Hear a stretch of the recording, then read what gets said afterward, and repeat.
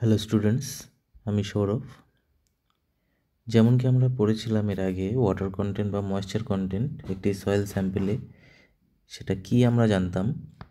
এখন সেই একটি সয়েল স্যাম্পেলে কতখানি ওয়াটার আছে বা ময়েশ্চার আছে সেটি কিভাবে আমরা ডিটারমাইন করব, সেটা আজকে শিখব। তাহলে শুরু করা যাক। আমাদের প্রথম যে মেথডটায় আমরা জানবো সেটা হচ্ছে ওভেন ড্রাই মেথড। ঠিক আছে, ওভেন ড্রাই একটি, যদি আমি বলি, ওভেন ড্রাই হচ্ছে একটি ল্যাবরেটরি মেথড। ঠিক আছে, ল্যাবরেটরি কেন? কারণ এটাতে একটা, যেমন আমাদের কিচেনে মাইক্রোওভেন হয় না, ঠিক সেরকম একটা আমাদের ল্যাবরেটরিতে মাইক্রোওভেন থাকে। ঠিক আছে, যেটাতে হিট করা হয় আর কি। তো সেটি তো সবসময় এত পোর্টেবল নয় যে এক জায়গা থেকে এক জায়গায় সবসময় নিয়ে যাওয়া যাবে, তো সাইটে এটা করা যায় না। ঠিক আছে, এটাকে ল্যাবেই আমাদের করতে হয়। ঠিক আছে, তো প্রথমে আগে বলে দিই, এটা একটা ল্যাব মেথড। এটি একটি ল্যাব মেথড। ঠিক আছে, এটা একটা পয়েন্ট। এবার অ্যাকচুয়ালি কি করা হয় দেখো, একটি কন্টেইনার নেওয়া হয়, এরকম একটি ছোট বাটির মতো কন্টেইনার নেওয়া হয়। এই কন্টেইনারটা ওয়েট করা হয়, কন্টেইনার, খালি কন্টেইনার, তার ওয়েটটা কত? তার ওয়েট সে W1। এবার কিছুটা সয়েল স্যাম্পল নেওয়া হয়, সেই সয়েল স্যাম্পলটা এই কন্টেইনারে ফিল করা হয়, ময়েস্ট অবশ্যই, যার মধ্যে কিছুটা জল আছে, ময়েস্ট সয়েল স্যাম্পল সেখানে নেওয়া হয়, যার আমাদের ওয়াটার কন্টেন্ট বের করতে হবে। ঠিক আছে, this is weight W2, total weight করা হলো W2। তাহলে W1টা আমাদের কি? Weight of MT container.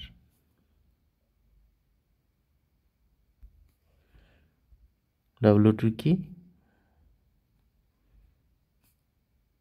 Wait of container plus CONT লিখছি, কন্টেইনার প্লাস সয়েল, বা এটাকে তুমি লিখে দাও ময়েস্ট সয়েল।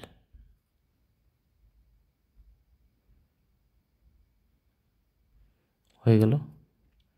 এবার কি করব,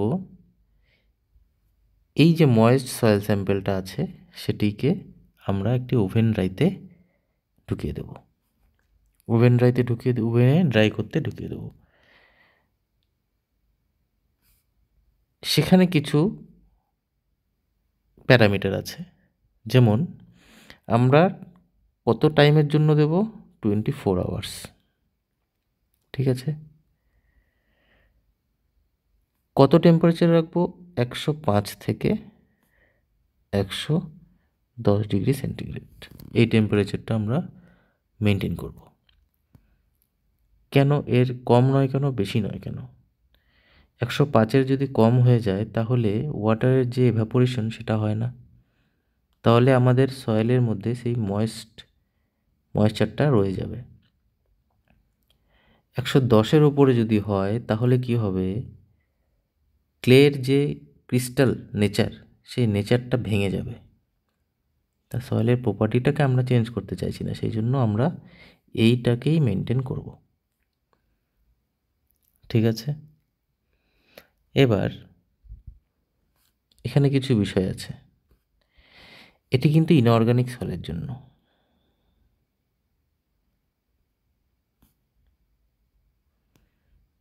এবার যদি আমার অর্গানিক সয়েল হয় তাহলে আমার কি করতে হবে? এই টেম্পারেচারটাকে এত বাড়ানো যাবে না, একে 60 ডিগ্রি সেন্টিগ্রেডের মধ্যেই রাখতে হবে। কেন? যদি 100 ডিগ্রি সেন্টিগ্রেড পর্যন্ত আমরা অর্গানিক সয়েলকে হিট করি, সেই অর্গানিক ম্যাটারগুলো অক্সিডাইজ হয়ে যাবে। ঠিক আছে, সেজন্য এটাকে 60 ডিগ্রি সেন্টিগ্রেড টেম্পারেচারে আমরা কন্ট্রোল করব, টু অ্যাভয়েড অক্সিডেশন।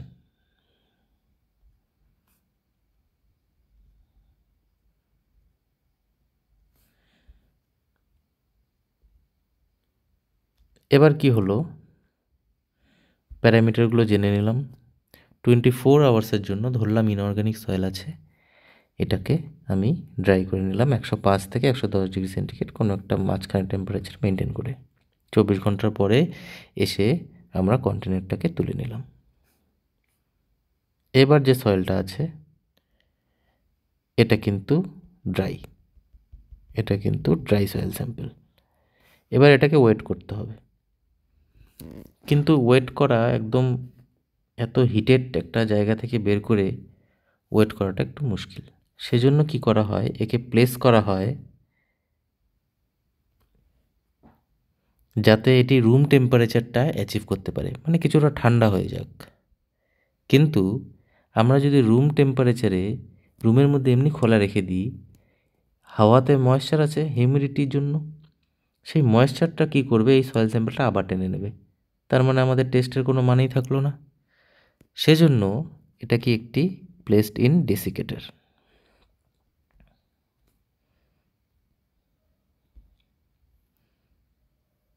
ডেসিকেটার হচ্ছে একটি পাত্র,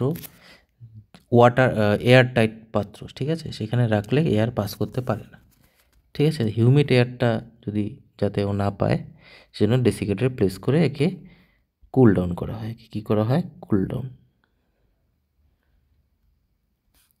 এবার এর ওয়েট নেওয়া হলো, ওয়েটটা সে W3। তাহলে এবার দেখো ওয়াটার কন্টেন্ট আমরা কি জানি, weight of water by weight of solid আমরা জানি। তো ওয়েট অফ ওয়াটার আমরা কীভাবে বের করব, আমরা যদি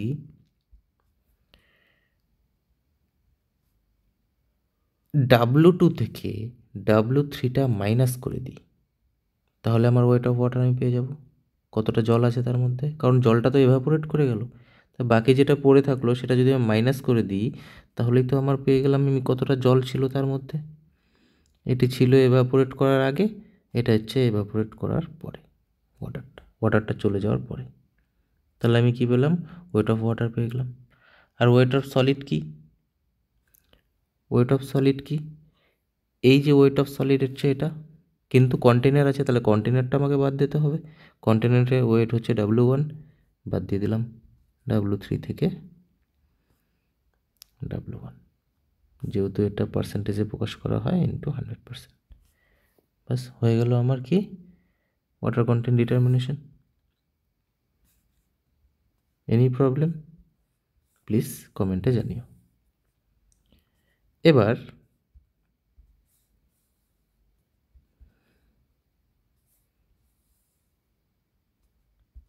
যদি সেই সয়েল স্যাম্পলে কিছুটা জিপসাম থাকে, একটা পয়েন্ট জাস্ট পরীক্ষায় আসে অনেক সময়, ইন প্রেজেন্স অফ জিপসাম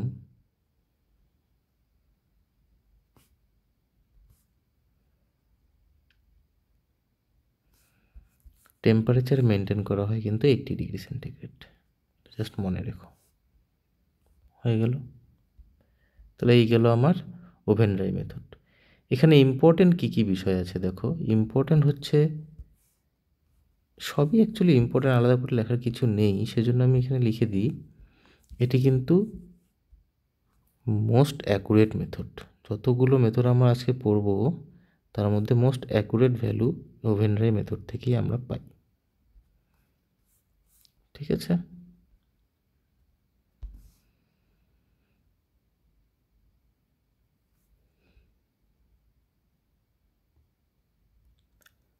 ওকে, এবার আমরা যাব নেক্সট মেথডে। This is called pycnometer method. পিকনোমিটারে দেখো, অ্যাকচুয়ালি পিকনোমিটার মানে একটা বোতল থাকে, বোতলটা দেখতে অনেকটা এরকম,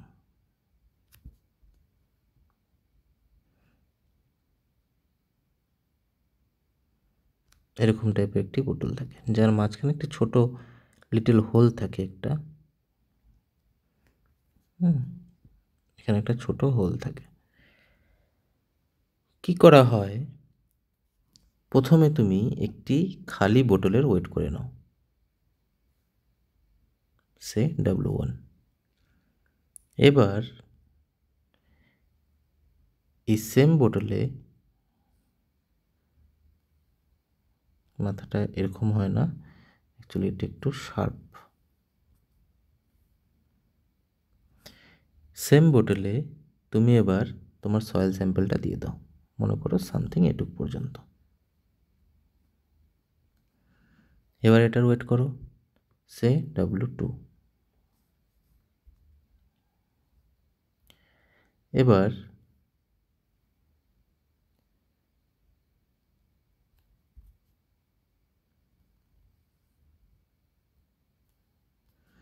সয়েল স্যাম্পেল ছিলই, বাকি পোর্শনটা যে ফাঁকা ছিল এটাকে ওয়াটার দিয়ে ফিল আপ করে দাও,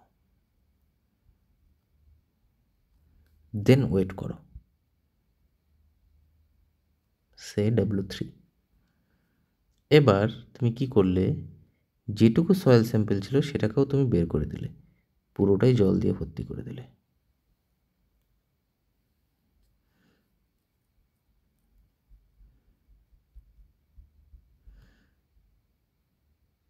ফর সে W4। এই চারটে মনে রেখো, ঠিক আছে? দেখো প্রত্যেকটা আমি আলাদা করে লিখলাম না। W1 is empty pycnometer, W2 is the weight of pycnometer plus the weight of the sample, W3 is weight of the pycnometer, weight of the sample and weight of water, and W4 weight of the pycnometer and weight of water, fully filled weight of water। ছবিগুলো মনে রাখো, আমি আলাদা করে ভাষায় লিখলাম না, বড় হয়ে যাবে। এবার চলে আসি আমাদের ক্যালকুলেশনে। কি বের করব আমরা? আমরা বের করব ওয়াটার কন্টেন্ট। একটু ক্যালকুলেশনটা হেজি মনে হতে পারে, তোমরা একটু মন দিয়ে শোনো। মনে করো আমাদের বের করতে হবে কি? বের করতে হবে ওয়াটার কন্টেন্ট। ওয়াটার কন্টেন্ট মানে কি? আমার weight of water by weight of solid, আমি জানি এটা। তার মানে কি, আমাকে ওয়েট অফ ওয়াটার আর ওয়েট অফ সলিড দুটো প্যারামিটার আগে আমাকে বের করে নিতে হবে, ঠিক আছে? আচ্ছা, মুছে দিলাম। ওয়েট অফ সলিড কীভাবে বের করবো আগে দেখো। আগে আমি ওয়েট অফ সলিড ইকুয়েশন একটা দেখি, বের করবো না, একটা ইকুয়েশন দেখি। W2 থেকে আমি যদি W1 মাইনাস করে দিই কি পাবো?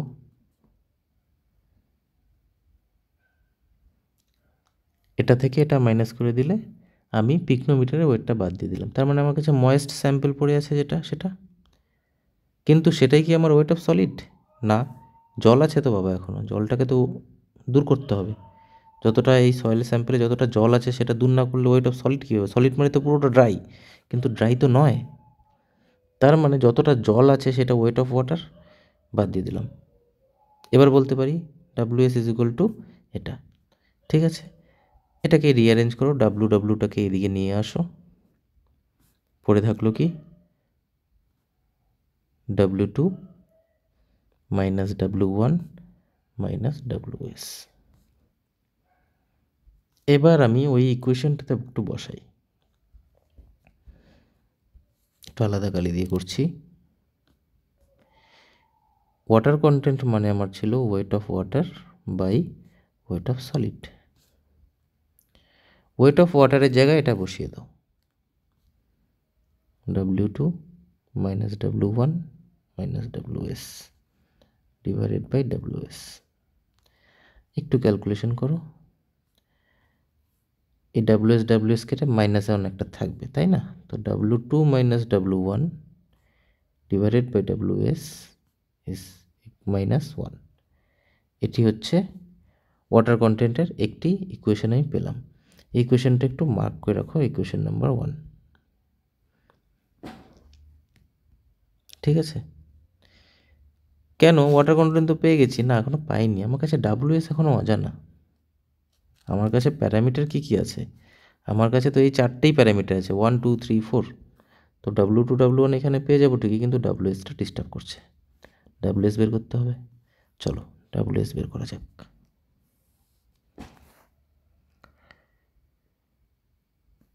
আমি যদি W3 থেকে WS মাইনাস করে দিই, তাহলে কি হবে? W3 থেকে WS যদি আমি মাইনাস করে দিই তাহলে কি হবে? ওয়েট অফ সলিডটা আউট হয়ে গেল, ওয়েট অফ সলিডটা আউট হয়ে গেল। এবার দেখো, যতখানি আমার সলিড ছিল এখানে, যতখানি এখানে সলিড ছিল, সেম জায়গায় যদি আমি এখানে কেটে দিই, তাহলে সেম ভলিউমের আমার ওয়াটার আছে, সেম ভলিউমের আমার ওয়াটার আছে। একটু হেজি না করে ক্লিয়ারভাবে রাখি, এটা সেম ভলিউমের আমার ওয়াটার আছে। তাহলে এই যে ভলিউমটা, এটা ভলিউম অফ ওয়াটার, আর এটা কি? Volume of soil. দুটো ভলিউম কি সেম? হ্যাঁ সেম, কারণ সেটাকে রিপ্লেস করেই তো ওখানে জল ভরেছি। তার মানে বলতে পারি VS is equal two VW, বলতে পারি। তাহলে এই যে ওয়াটারটা আছে, এই ওয়াটারটার ওয়েট কত? ওয়েট কত? এই ওয়াটারটার ওয়েট, এই যে এইখানে যে জলটা আছে সেটার ওয়েট কত? সেটার ওয়েট হচ্ছে আমার ওয়েট অফ ইকুইভ্যালেন্ট ওয়াটার, লিখলাম সেটাকে আমি। ওয়েট অফ ইকুইভ্যালেন্ট ওয়াটারের আমার কত? ওয়েট মানে আমি জানি gamma W into VW। Unit ওয়েটের সাথে ভলিউম গুণ করলেই আমি ওয়েট অফ ওয়াটার পেয়ে যাব। আবার দেখো, weight of volume of water is equal to volume of solid. তাহলে আমি এটার জায়গায় কি লিখতে পারি? গামা ডাব্লু ইন্টু VS লিখতে পারি। তাহলে আমি যদি কি করলাম, এই W3 থেকে এই যে সলিডটা আমি বাদ দিয়ে দিলাম, W3 মাইনাস WS, তার সাথে আমি কি করলাম? ওয়েট অফ ওয়াটারটাকে যোগ করলাম, যেটা আমি এখনই বের করেছি। ওয়েট অফ ওয়াটারটাকে যোগ করলাম, যেটা আমি এখনই বের করেছি। সেটাই কি W4 নয়? আলটিমেটলি তো তাতেই এলাম। দেখো একটু মন দিয়ে দেখো, W4 মানে তো তাই। এই জার থেকে সলিডটাকে উড়িয়ে দিয়ে সেই সেম ভলিউমের ওয়াটার দিয়ে দিচ্ছি, সেটাকে আমি এভাবে লিখলাম। বোঝা গেল? এইটুক বুঝে গেলে এখানে আর কিছু নেই। W3 minus WS plus gamma W, ভিএসকে কি আমি লিখতে পারি? Weight of solid by gamma of solid, লিখতেই পারি, ইকুয়াল টু W4। এবার W3 মাইনাস WS প্লাস এই গামা ডাব্লুটা এর নিচে চলে এলো, তাহলে আমার কি হয়ে গেল? WS by G. জি কেন? Specific gravity is equal to gamma S by gamma W, এই কারণে ইকুয়াল টু W4, এটা রয়ে গেছে। এবার W3 জাস্ট ক্যালকুলেশন, WSটাকে কমন নিয়ে নিলাম, যেহেতু মাইনাস সেহেতু 1 minus 1 by G equal to W4। এখান থেকে WSটা বের করে নাও। WS কীভাবে বের করবে? WS is equal two W3 minus W4। আমি একটা স্টেপ জাম্প করে ফেললাম, একটু দেখে নিও। Divided by 1 minus 1 by G. Now এই যে আমি এটা পেলাম, now put this in the equation number 1। এটাকে আমি 1 নম্বরে পুট করব। তাহলে আমার কি আসবে? আবার কালারটা একটু চেঞ্জ করে নিই। আচ্ছা, আমি এখানে লিখলাম, ঠিক আছে। Water content W2 minus W1, নিচে ছিল WS। WS কি পেয়েছি? এটা লিখে নাও, W3 মাইনাস W4, এটা উপরে চলে যাবে, নিচে যেটা থাকে সেটা উপরে চলে যায়, তাহলে গুণ হয়ে 1 মাইনাস 1 বাই জি, আর আগের থেকে এখানে একটা মাইনাস 1 ছিল।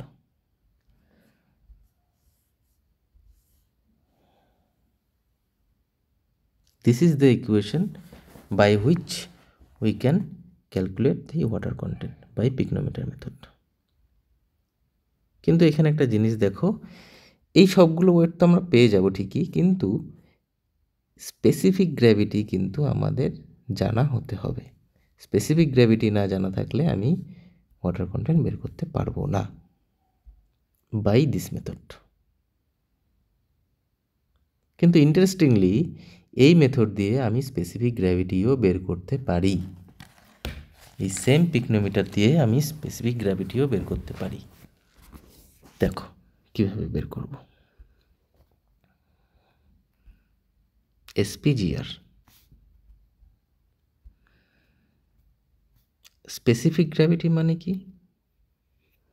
স্পেসিফিক গ্র্যাভিটি মানে কি?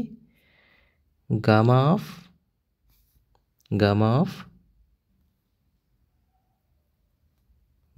Of solid divided by gamma of water, unit weight of solid by unit weight of water.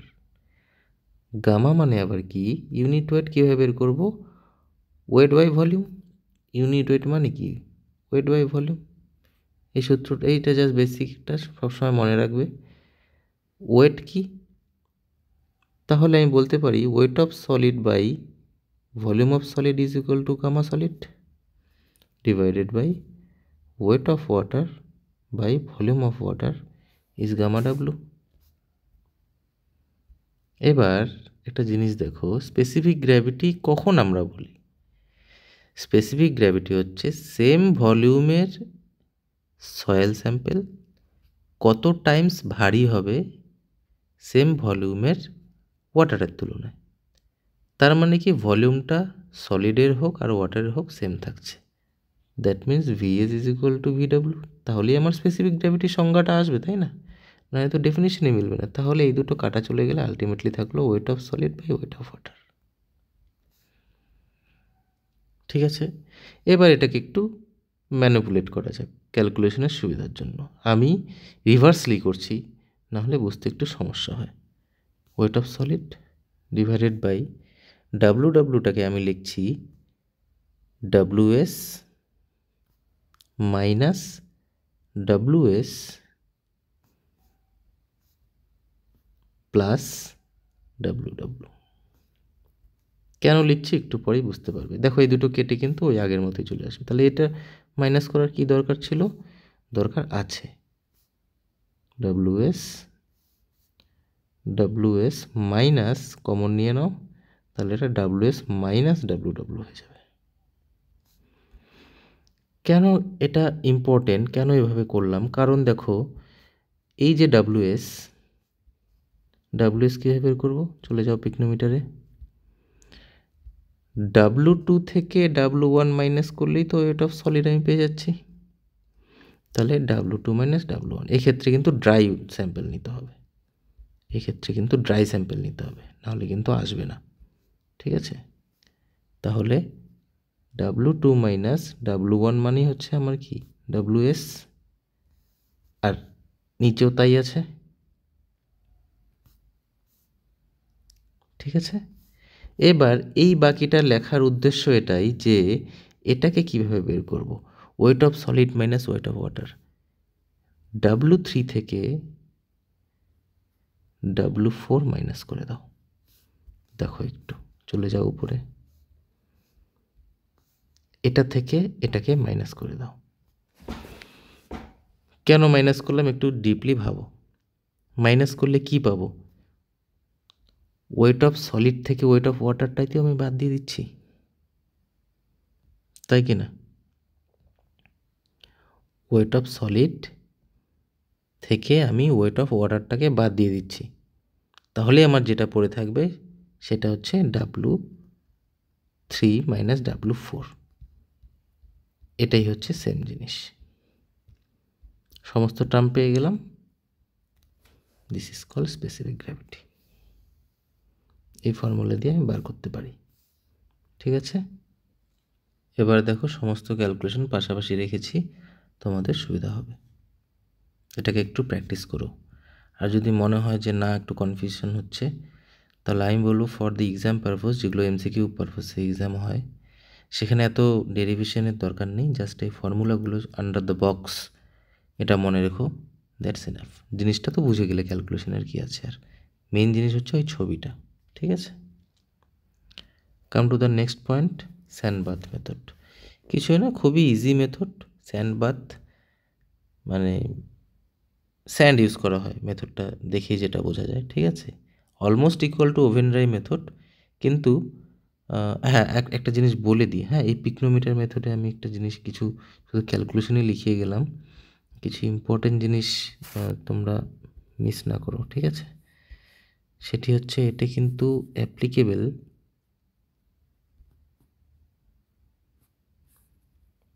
Only for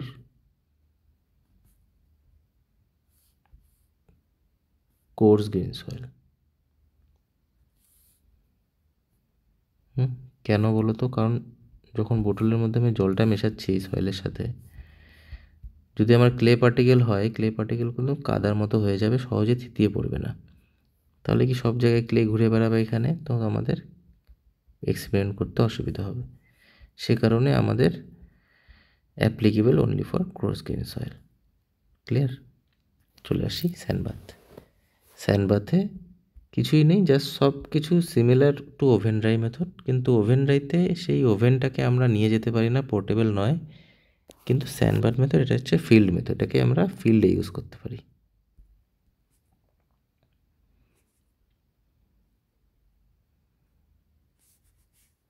এটাকে আমরা ফিল্ডে ইউজ করতে পারি কিভাবে?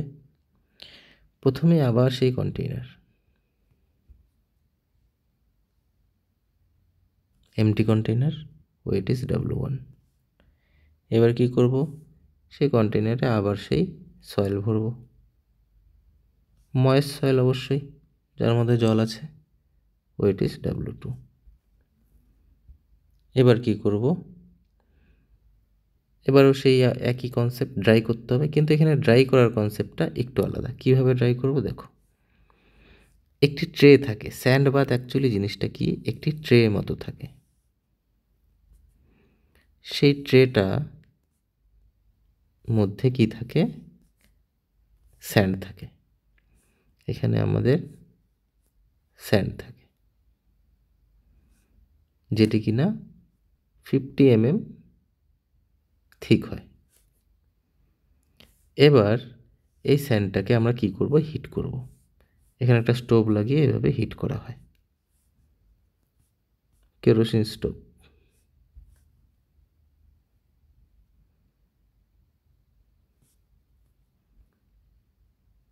করা হলো। এবার এই স্যান্ডের মধ্যে কি করা হয়? এই যে ময়েস্ট সয়েলের কন্টেনার W2, সেটাকে রেখে দেওয়া হয়। রেখে দিলে কি হবে? একটু আলাদা কালি ইউজ করি। এখানে আমি সেই সয়েল স্যাম্পলটা রেখে দিলাম। কি হবে? হিটের কারণে সেটি সয়েল স্যাম্পলটা ড্রাই হয়ে যাবে। তাহলে এবার ড্রাই হওয়ার পর সেটির আমরা ওয়েট নেব। ড্রাই হয়ে গেল, সেটি ধরলাম W3, যেটা বেরোলো সেটা হচ্ছে W3। এরপর তো তোমরা জানোই কি করতে হবে। আমাদের ময়েশ্চার কন্টেন্ট বের করতে হবে। ময়েশ্চার কন্টেন্ট মানে weight of water by weight of solid. তো ওয়েট অফ ওয়াটার কত আমার? W2 মাইনাস W3 করলেই পেয়ে যাব, আর W3 মাইনাস W1 করলেই ওয়েট অফ সলিড পেয়ে যাব। এখানে এমন কিছু নেই, same as oven dry method, ঠিক আছে। এখন এখানে কোশ্চেন অ্যারাইজ হয়, আমরা ডাইরেক্টলি হিট করলাম না, কেন আমাদের স্যান্ডের প্রয়োজন? Because of uniform heating. যদি ডাইরেক্টলি করতাম, একটা জায়গায় হিট হতো, একটা জায়গায় হতো না, বা একটা জায়গায় বেশি হিট হয়ে যেত। ইউনিফর্ম হিটিংয়ের জন্য স্যান্ড দিয়ে কি করা হয়? তাকে চারিদিক দিয়ে ঢেকে দেওয়া হয়। গরম স্যান্ড, সেজন্য ইউনিফর্মলি হিটিং হয়, ভালোভাবে সেটা ময়েশ্চারটা চলে যায়। ক্লিয়ার? এতটা অ্যাকুরেট মেথড নয় ওভেন ড্রাইভের মতো, কিন্তু ফিল্ডে আমাদের করা যেতে পারে। এটি কিন্তু অর্গানিক সয়েলের জন্য সুইটেবল নয়। This is not suitable for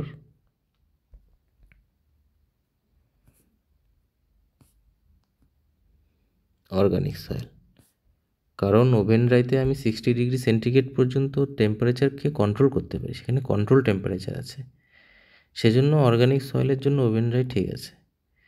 কিন্তু এখানে তো কন্ট্রোল নয়, এখানে তো আমি হিট করছি, নিজে দিয়ে কেরোসিন স্টোভ দিয়ে হিট করছি। হিট করার কারণে কি হচ্ছে, কন্ট্রোল কিছু থাকছে না, 100°C যাচ্ছে বা তার বেশি যাচ্ছে, তাতে কী হচ্ছে, অক্সিডেশন হওয়ার চান্সেসটা সবসময় থেকে যায়। তো সেজন্য organic soil is not suitable under this method. একটু হিজিবিজি হয়ে গেল, যাই হোক, যেভাবে বলেছি তোমরা নোটটা সেভাবে করে দিও, তাহলেই হবে, ঠিক আছে। Come to the next point, calcium carbide method. Calcium carbide method খুবই কুইক একটা মেথড, এটা কিন্তু একটা ফিল্ডে ইজিলি আমরা বের করতে চাই। হ্যাঁ, ফিল্ডে বলো বা ল্যাবে বলো, করাই যায়, সেখানে খুশি করা যায়, ফিল্ড বা ল্যাব। কী করা হয় বলো তো, একটি ইনস্ট্রুমেন্ট থাকে এরকম, টর্চ শেপের একটি ইনস্ট্রুমেন্ট থাকে, সেখানে কি করা হয়, সয়েল স্যাম্পলটা এখানে মনে করে দেওয়া হলো, সয়েল স্যাম্পলটা ময়েস্ট সয়েল, সেখানে আবার ঢুকিয়ে দেওয়া হয় acetylene, calcium carbide, CaC2 calcium carbide দিয়ে দেওয়া হয়। 3টে ছোট ছোট বলও, মার্বেলের মতো বলও এখানে দিয়ে দেওয়া হয় যাতে মিক্সিং করতে সুবিধা হয়।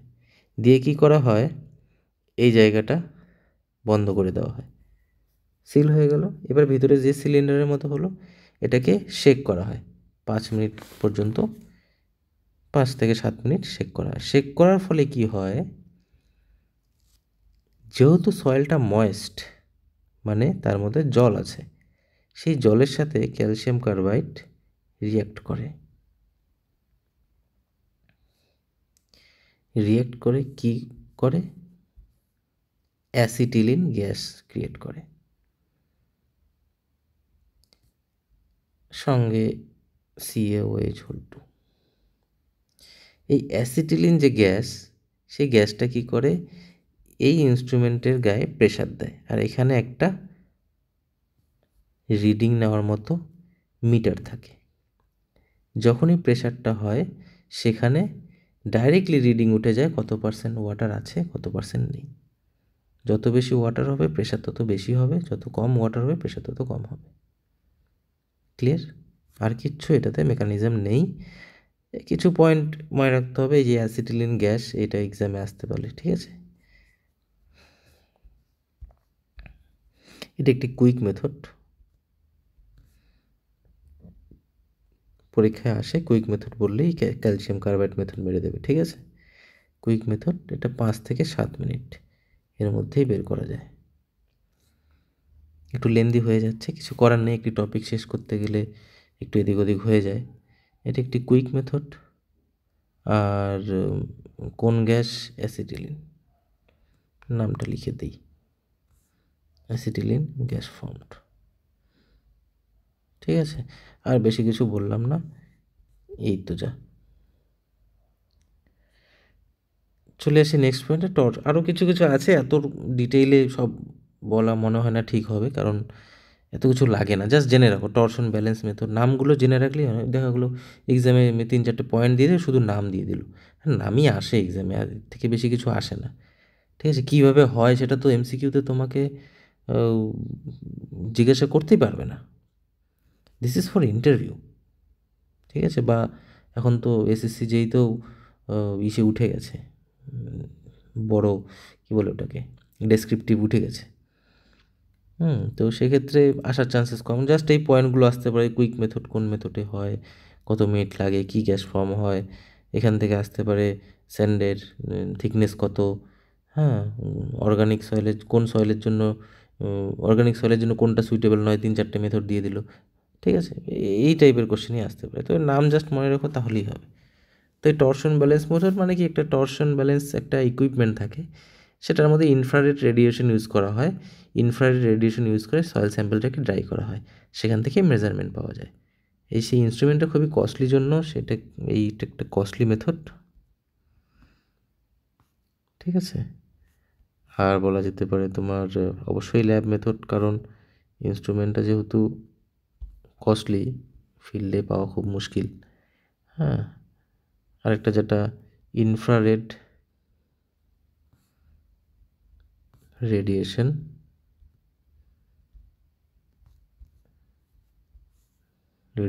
are used to dry the sample. Just এই কয়েকটা জিনিস এগুলো জেনে রাখলেই হবে, ঠিক আছে। আরও কিছু আছে, যেমন রেডিয়েশন মেথডটাও একদম ফিল্ডই মেথড, কারণ ফিল্ড ছাড়া হবে না। কেন ফিল্ড ছাড়া হবে না দেখো বলি। এখানে একটা আইসোটোপ ইউজ করা হয়, রেডিও অ্যাক্টিভ আইসোটোপ। রেডিয়েশন মানে কি, কোনো তেজস্ক্রিয় পদার্থ, সেখান থেকে তো রেডিয়েশনগুলো বের হবে। তো রেডিও অ্যাক্টিভ একটা আইসোটোপ এখানে ইউজ করা হয়। কি ইউজ করা হয় এটা ইম্পর্টেন্ট, cobalt-60 ইজ ইউজড, ঠিক আছে। আর এখানে অ্যাকচুয়ালি করাটা কি হয় দেখো, গ্রাউন্ড আছে, এখানে সয়েল স্যাম্পল তোলা হয় না, এখান থেকে দুটো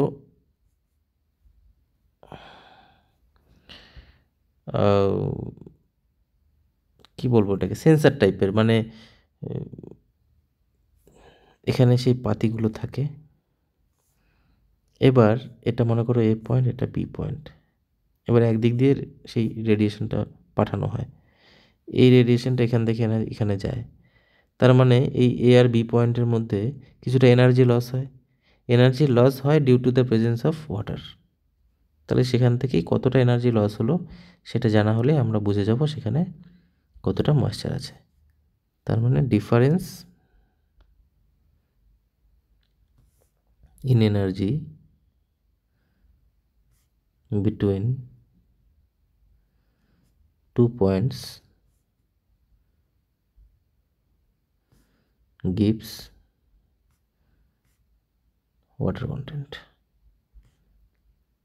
জাস্ট মেকানিজম মনে রাখো, এত ডিটেইলে গেলে শেষ করতে পারবে না। সয়েল মেকানিক্স এমনিতেই অনেক বড় সাবজেক্ট, ঠিক আছে। Sorry,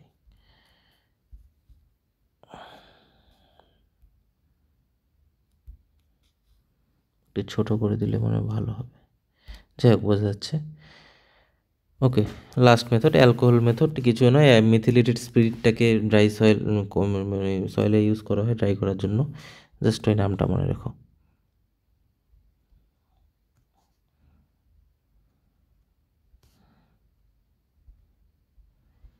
methylated spirit is used, ঠিক আছে। এটা কিন্তু অর্গানিক সয়েলের জন্য চলবে না, কারণ রিয়াকশন অনেক কিছু হতে পারে, সেজন্য অর্গানিক সয়েল নট সুইটেবল। লাস্টেরগুলো তো ভালোভাবে হয়তো বললাম না, বাট যেটুকু বলা হয়েছে আই থিঙ্ক এনাফ, ঠিক আছে। তো লেন্দি হয়ে গেলো, আজকে আর কন্টিনিউ করবো না। আর এই পার্টটুকু শেষ। নেক্সট ডে আমরা ইউনিট ওয়েট কীভাবে বের করে সেগুলোর টেস্টগুলো দেখব, ঠিক আছে। ওয়াটার কন্টেন্টে এটাই লাস্ট। Thank you.